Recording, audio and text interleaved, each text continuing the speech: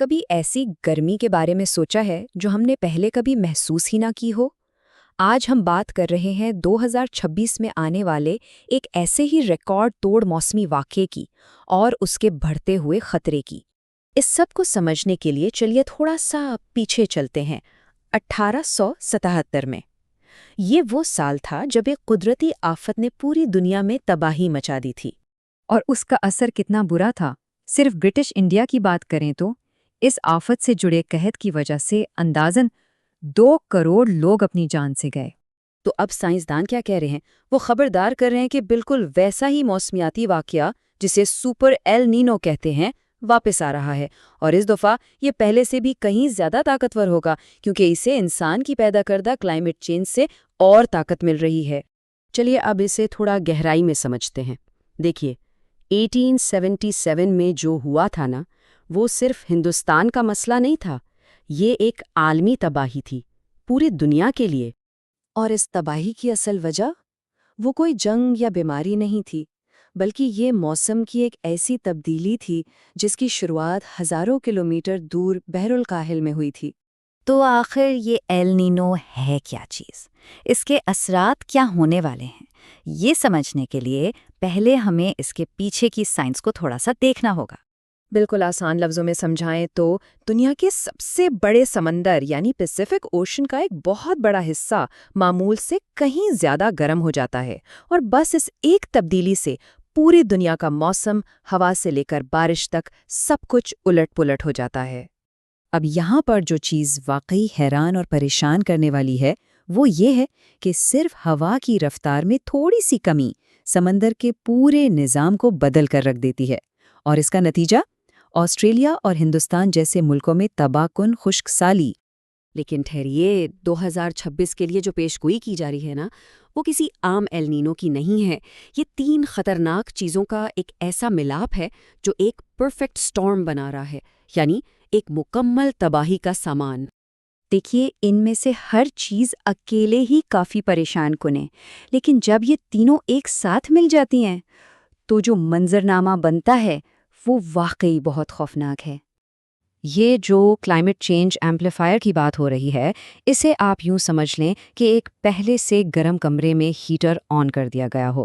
اب اس کا اصل مطلب کیا ہے؟ آئیے اسے نمبرز میں دیکھتے ہیں۔ تو نتیجہ کیا نکلا؟ لگ بھگ 3 ڈگری سیلسیس کی ٹیمپریچر انوملی۔ یہ درجہ حرارت میں اتنا بڑا فرق ہے، ایک ایسی غیر معمولی تبدیلی ہے جو ہماری لکھی ہوئی تاریخ میں پہلے کبھی ریکارڈ نہیں کی گئی۔ تو سوال یہ ہے کہ اس ریکارڈ توڑ گرمی کا ہندوستان پر اصل میں کیا اثر پڑے گا؟ اس کے اثرات کو ہم 4 الگ الگ حصوں میں دیکھ سکتے ہیں، کھیتوں سے لے کر شہروں تک اور ہمارے دسترخوان تک۔ معیشت کا شاید ہی کوئی شعبہ ہوگا جو اس سے بچ پائے گا۔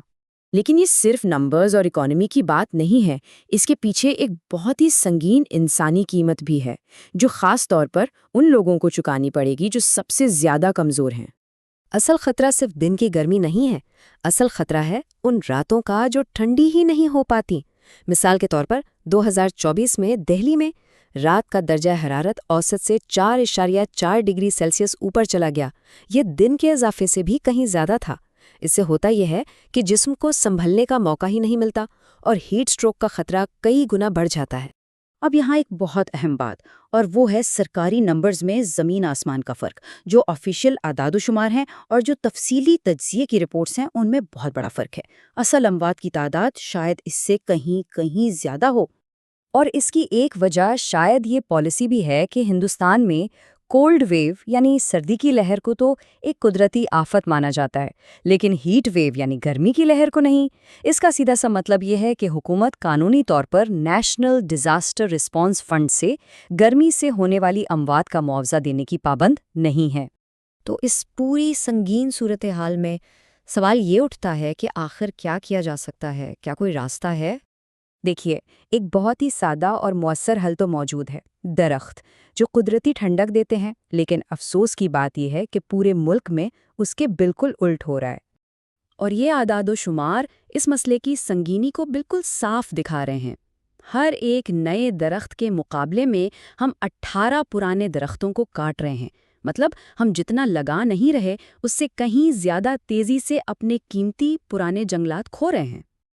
ہاں، یہ مسئلہ بہت بڑا ہے، لیکن اس کا مطلب یہ ہرگز نہیں کہ ہم کچھ نہیں کر سکتے۔ کچھ ایسے ٹھوس اقدامات ہیں جو ہم سب انفرادی طور پر اور مل جل کر کر سکتے ہیں۔ اس سے نہ صرف ہم اپنی حفاظت کر سکتے ہیں بلکہ اس مسئلے کے حل میں اپنا حصہ بھی ڈال سکتے ہیں۔ اور آخر میں یہ سب ہمیں ایک بہت ہی سنگین سوال کے سامنے لا کر کھڑا کر دیتا ہے۔